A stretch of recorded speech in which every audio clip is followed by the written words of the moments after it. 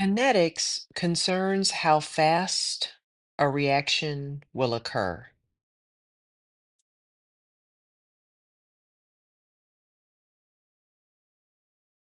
In this unit, we will be learning about kinetics concerning how fast a reaction will occur. The rate of a reaction is not the same as whether or not the reaction will occur or the position of the reaction occurring. It's simply the change from reactants to products over time.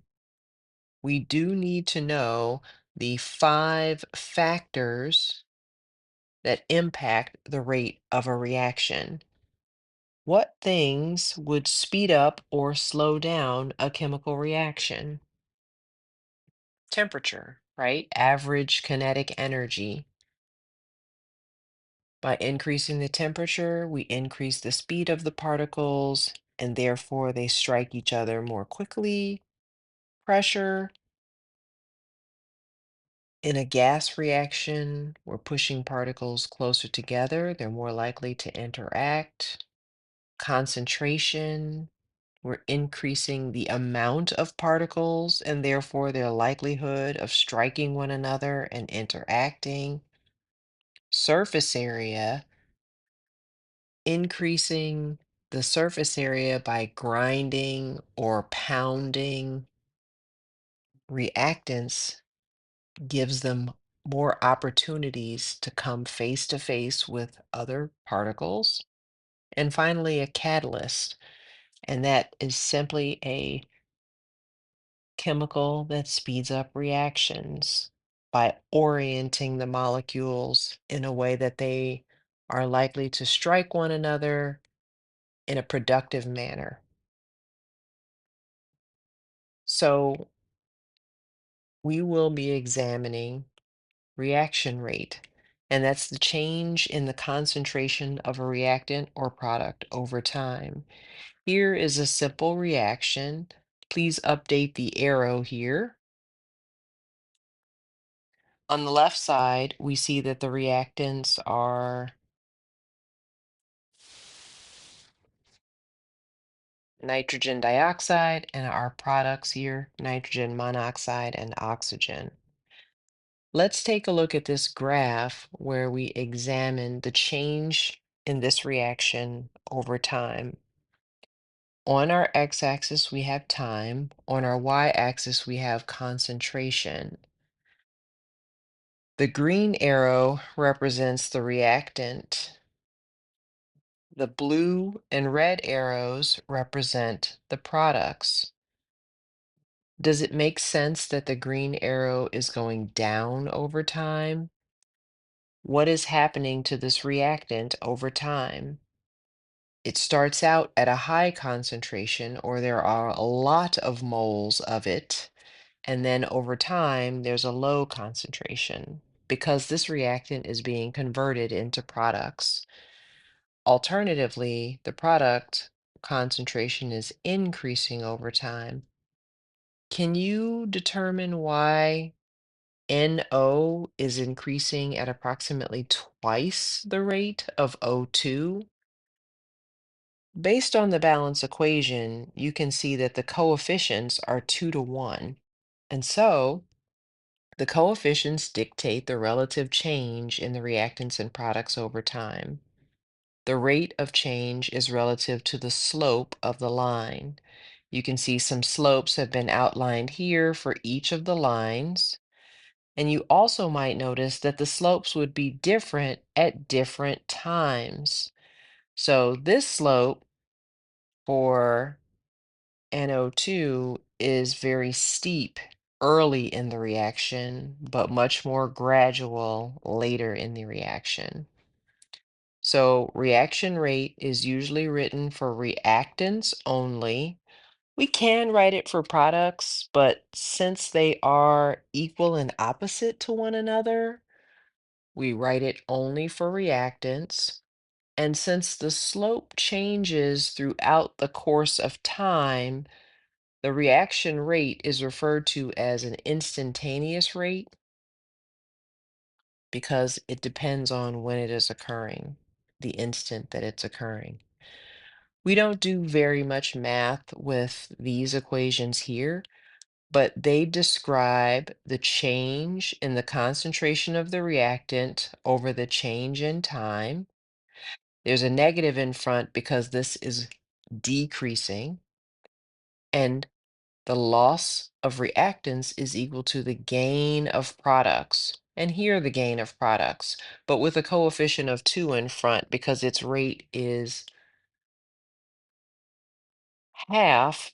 And in order to make this a true mathematical statement, we will need to double it. So we're basically saying that the rate of loss of this is equal to the gain of this, and it's equal to the gain of oxygen times 2, right, in order to balance the 3. What we'll need to do for homework and for the majority of this unit is write rate law expressions. So let's take a look at rate law expressions. Rate laws, expressions that show how rate depends on concentration. So we're specifically focused on that one out of the 5 features that impacts the rate of a reaction. How much there is, moles per liter, molarity, concentration. Remember, square brackets literally means the word concentration, so we'll be using square brackets in this unit. We study the rate of a reaction soon after the reactants are mixed, while the forward reaction is dominant. Thus, the rate law can be reliably written for reactants only.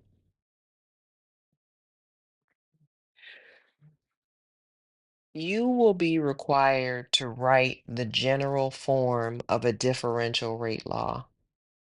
This is the general form of a differential rate law. Hopefully, your worksheet uses the word rate here instead of the Y, because that's what the College Board uses. Our textbook uses a Y, but College Board uses the actual word rate in this place. Let's see what this rate law is made of.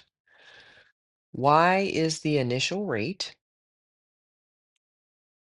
K is called the rate constant, and it is something that we will calculate. X refers to the concentration of reactants. Remember, we only write the rate law for reactants. We could write it for products, but it is not standard and you will never see it written that way. And N is the order of the reactant. This is something that we're going to have to determine from a data set. It is not the coefficient. Students commonly want to put the coefficient up as a superscript, and that would be incorrect. So please don't do that. All right, let's take a look at this same reaction from up above and go ahead and write the rate law. So the rate law in its generic form is rate equals K times the concentration, we need square brackets, not round brackets, of the reactant. We do not include the coefficient, and N is the order of the reactant, excuse me, and N is the order of the reactant. So this is the generic form of the rate law. You will earn 1 point on my next quiz simply for writing this generic form. Now, there are 2 forms of rate laws, and later on, we're going to learn how to write an integrated rate law. But for right now, we're focused on the differential form. The differential form is simply called the rate law.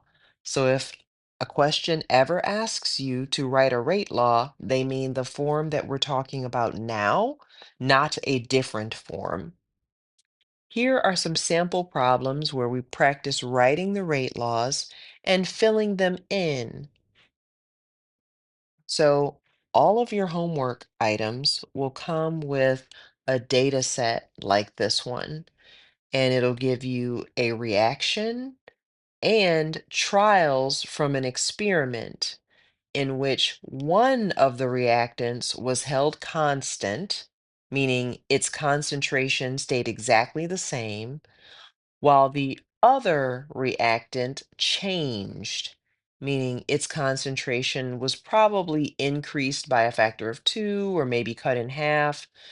And then finally, we have the rates that we can compare for each of the experiments.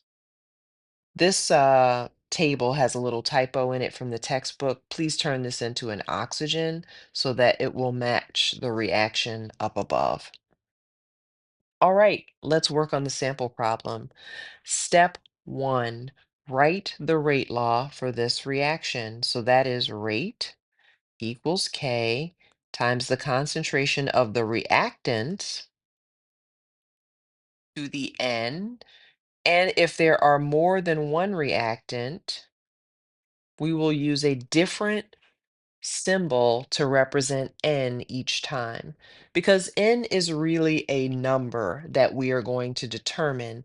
I don't want to use N over and over because perhaps the next order of reactant may not be the same numeric value.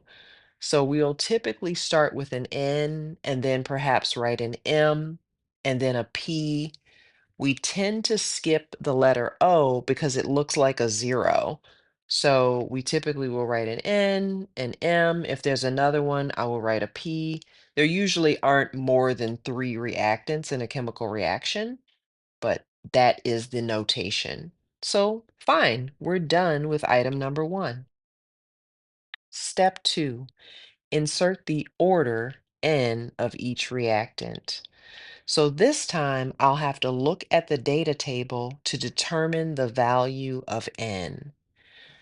N tells me how each reactant is impacting the overall rate. So first I'll start with the reactant NH4, and I need to find a series of experiments in which the concentration of NH4 changes, but the concentration of the other reactant does not change. It remains the same. These are the two experiments that I'll be examining to determine N. Now, you might be thinking, where is this data coming from? All of your homework problems will have data sets like this, and this represents data that a scientist collected trying to determine the rate. And if you were doing this and trying to determine what's the rate of this reaction, wouldn't you increase the concentration of one of the reactants while holding the other one constant to see how the change in just that one reactant impacted the rate? That's what we're doing here. And then we'll do it for the second reactant. Okay, now there are three options for the value of N. N will always be either a 0, a 1, or a 2. Let's look at the circumstances. The value of N is 0 if the concentration of the reactant does not affect the rate at all. So if doubling this concentration has no change on the rate, in other words, 2.7 is still 2.7, no change at all, then we would say the order of the first reactant must be 0. Is that the case here? Has the rate not changed at all? No. N will be 1 if the concentration of the reactant directly affects the rate in a ratio of 1 to 1. And finally, N will be 2 if the concentration of the reactant directly affects the rate in a ratio of 1 to 2. So let's see what ratio is occurring here. The concentration of NH4 plus increased by a factor of 2. It doubled. It went from zero point 0.1 to zero point 0.2. What happened to the rate? Did it also double? 2.7 to 5.4. Is that double? Yes. It increased by a factor of 2 one time. 2 raised to the power of 1. The power tells us the value of n. Thus, n equals 1. So I know n, when I rewrite this rate law, will be 1. Let's do the same work and try to determine the value of m. M is the order of the reactant for NO2 minus.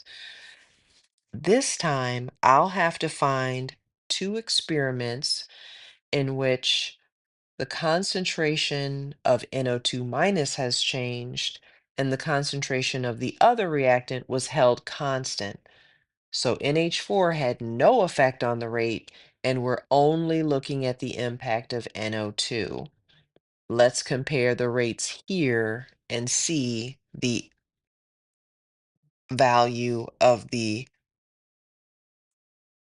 order of the reactant M. So here you can see the concentration has doubled, and that's commonly true that a scientist collecting data may choose to just double the concentration and see what impact that has, right? That's easy math, and it's something that is a independent variable, so we can easily control it. But what happens to the rate?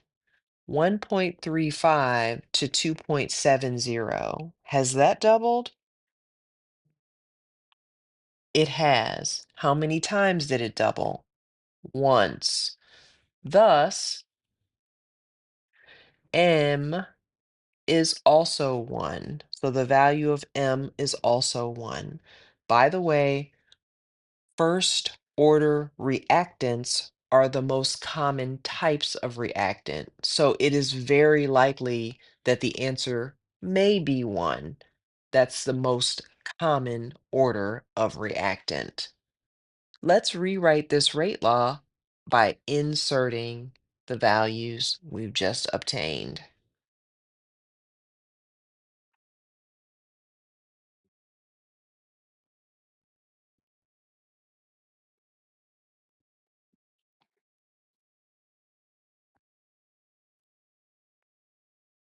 Step 3.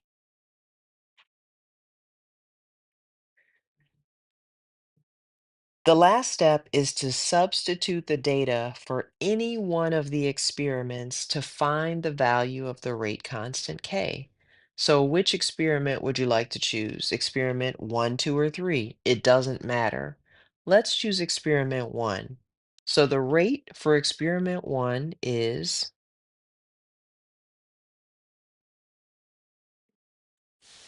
moles over liters times seconds. K is the thing we're trying to find. The concentration for NH4 plus in experiment 1 is moles over liters. It is molarity, but I'd like my units to look the same so that I can easily cancel them and work with them.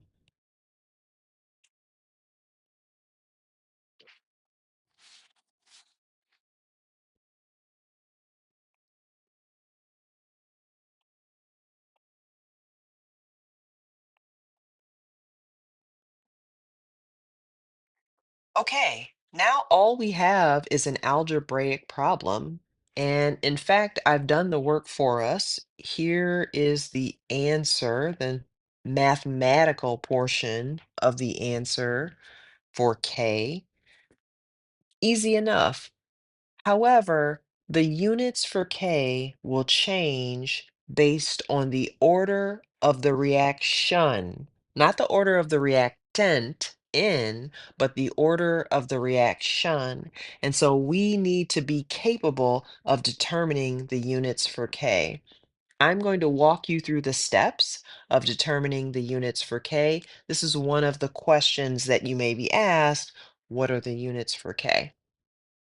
Now, I said they depend on the order of the reaction, so I do want to point that out. This reaction has two first order reactants, and therefore the order of the reaction is 1 plus 1 or 2. This is a second order reaction because it has two first order reactants. We simply add the superscripts together to find the order of the overall reaction. Let's go back to finding the units for K. I want to do a little bit of algebra here to show you how these units cancel. If I need to isolate the variable K, isn't it true that I'll divide both sides of this equation by the pieces that I'm trying to find so that,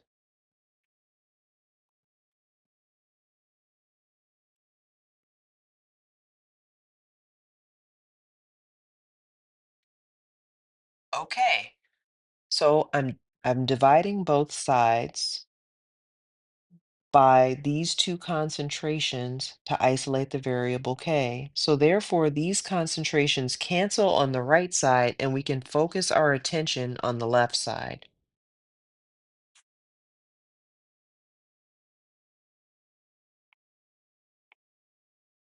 I'm going to move this over so that it's easier to see and zoom in on it. Let's take a look at what happens to these units. Moles is in the numerator and the denominator. Liters is in the numerator and the denominator. So the units that have not canceled are as follows. I want to rewrite them just so you can see what they look like. I have nothing over seconds in the numerator and moles over liters in the denominator.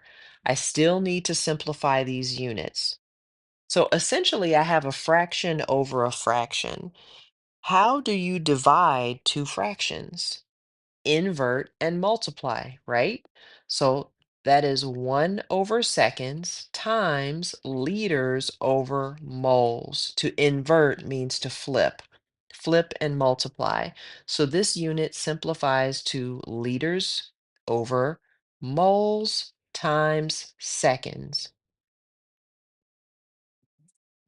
Liters over moles times seconds is always the unit for K if it is a second order reaction. So you have two choices. You can either practice and feel comfortable canceling units, or there is a table at the bottom of my notes that tells you what the units are for K, and some students prefer to just memorize it every time. A second order reaction gives you these units. By the way, these units are sometimes written like this: molarity to the -1 times seconds to the -1. Because raising it to the -1 means you're inverting it. So that's liters over moles, and then seconds is also in the denominator. So that is another way you may see this written. Likewise, this could be written seconds to the -1. This could be written molarity to the -2 times seconds to the -1. So those are some other options for how those units may look. The units for K are pretty important and you will be asked to determine them. All right, let's do a little bit more practice writing rate laws. Here's another one. Can you write the generic rate law?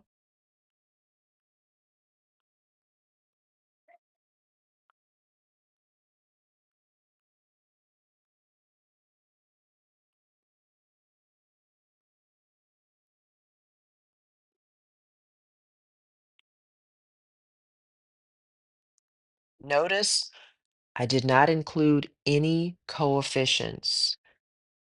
I do include the charges because that's a part of the identity of the substance, and I include only the reactants, never the products. Now let's find the values for N, M, and P. First, I'll start with N. I need to find two experiments in which the value of BRO changes while the other two concentrations are being held constant. Can you see that these are being held constant while this concentration is doubling? Now, here are my choices when I look at the rate. Either n is 0, in which case the rate didn't change at all, or n is 1, in which case the rate increased at the exact same ratio as the concentration. The concentration doubled and the rate also doubled one time. Or n is 2, which means the rate increased at twice the ratio of the concentration. Therefore, the concentration doubled and the rate doubled twice. So what has happened here? 16 divided by 8. If you divide those two numbers, you will see it has doubled once. Thus, n is equal to 1. Let's work on the next one.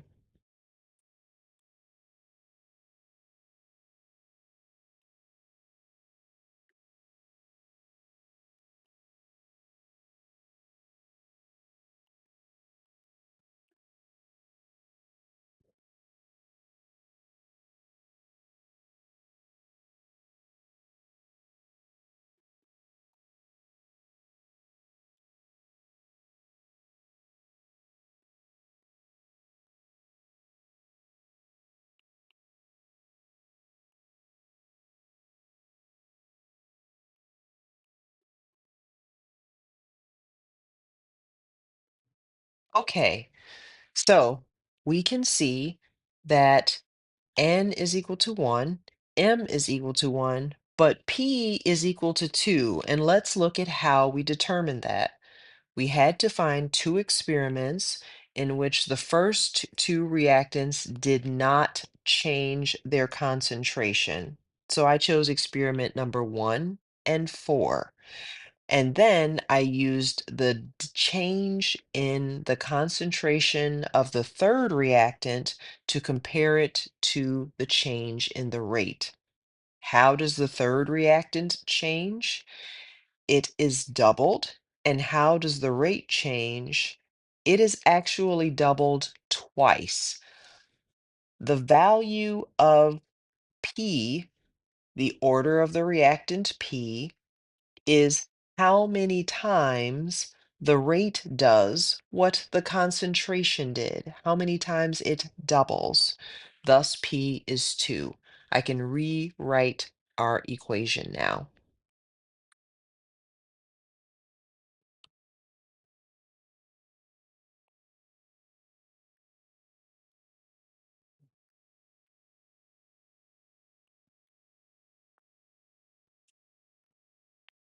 Before I move on to the last step, which is plugging in the variables from the table and solving for K, I just want to point out that the College Board will not write the superscript ones. They will only write the superscript 2. And of course, raising something to an exponent of 0 means that it is no longer in the equation at all. So you want to be comfortable simplifying and reading simplified rate laws. Now let's plug in the data. We can choose any experiment. I will choose experiment 4.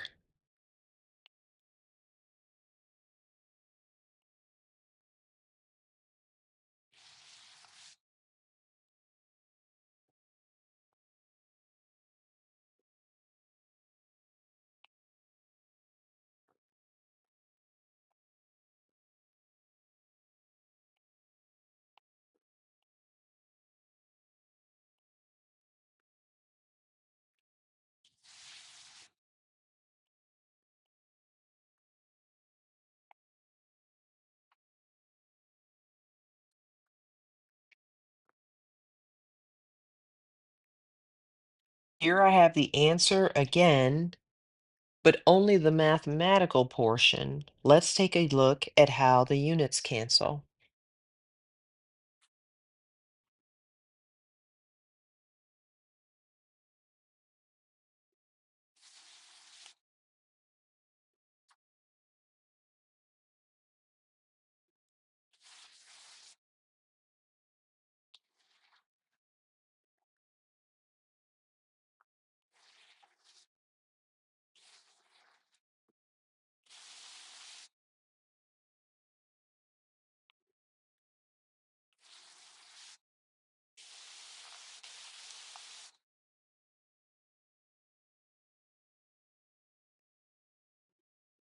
I have moles in the numerator and moles in the denominator, liters in the numerator and liters in the denominator.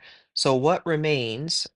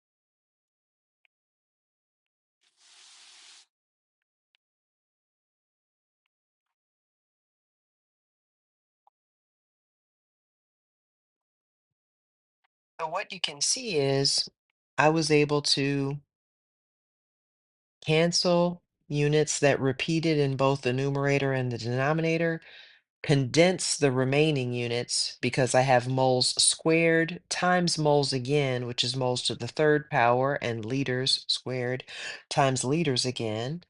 Then rewrite my fraction, m- flip and multiply my fractions so that I could combine them, and finally simplify. Remember, there's more than one way of writing these, so whatever you choose. You do not have to show all of this work. I'm just trying to show it to you for the first time so that you can follow along. But if you can jump straight to the units, that is totally fine. There's no requirement there. Let's try a few more.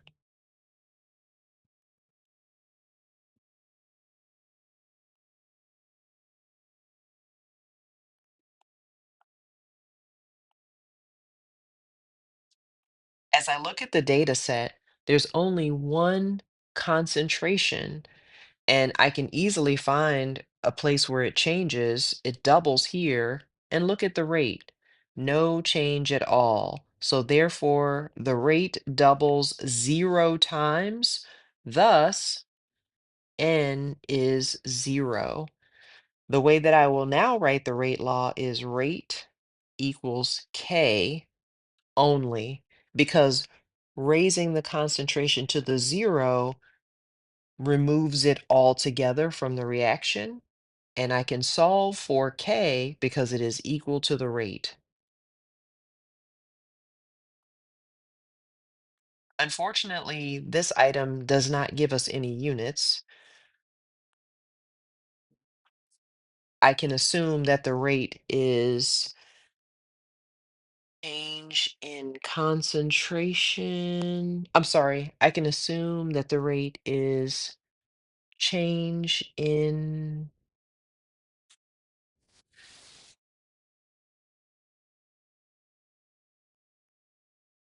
I can assume that the rate is moles per liter over seconds, because the rate is how the concentration changes over time.